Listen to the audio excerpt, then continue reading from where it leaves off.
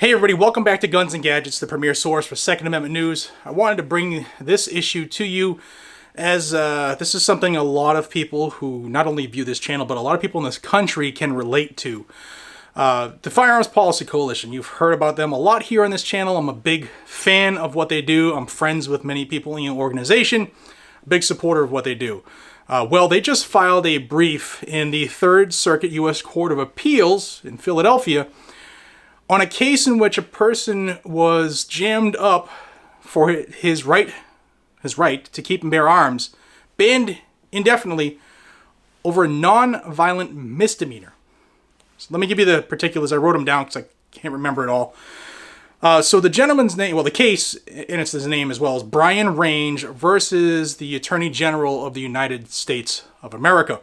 And the case is challenging the government's lifetime ban on firearms possession for people who are convicted of a non-violent misdemeanor.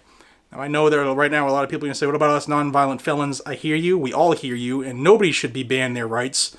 If they've done their time, they've done their time. I know several people, whether they're family or friends, that fall into this category. And I think it's really, really good that the Firearms Policy Coalition is pushing, jumping in on this case to stop this.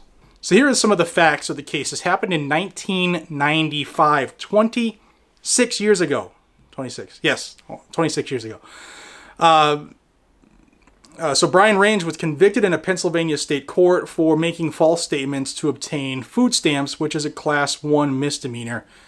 And he served no jail time. He made restitution, which means he paid his dues. He made good. Since then, in the 26 years, he's been a nonviolent family man who's been gainfully employed. Now I'm going to read you a couple quotes here from the brief from FPC, and I like it. So this is what they say. There is no tradition in American history of banning peaceable citizens from owning firearms. The historical justification Heller relied on to declare felon bans presumptively lawful must have been the tradition of disarming dangerous persons. Dangerous persons were often disaffected persons disloyal to the current government who might want to overthrow it, or political opponents defined as such. Lying on a government form to acquire more food stamps for your family is not the type of crime that justifies the permanent elimination of the human right to keep and bear arms for self-defense. The right to keep and bear arms is not a privilege reserved to America's ruling class, and the government cannot support its ban as applied to Mr. Range under a proper constitutional analysis. Mr. Range is completely and forever prohibited from possessing firearms based on a 26-year-old nonviolent misdemeanor conviction.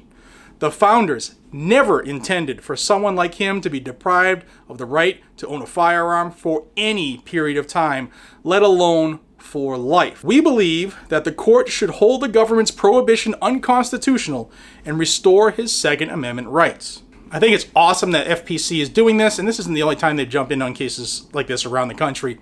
We all know the work that they do. Those of us who pay attention, not everybody is like inside this game with vigor, and it's their lifestyle, and I get that. Firearms Policy Coalition is kicking ass and taking names, and they file a lot of lawsuits around this country, and it costs them a lot of money, which is why I always say support those who support you. And this is not a sponsored video in any way, but I'll have a link down below where you can join Firearms Policy Coalition and help donate to the cause of fighting to reinstate the right to keep and bear arms for this entire country, especially for people who were wronged. And this is exactly what our pro-2A groups should be doing. Thank you, FPC, for doing what you're doing, and thank you all for viewing my channel. And I love the comments thus far on this morning's video. If you haven't seen it, check it out. I'll link it.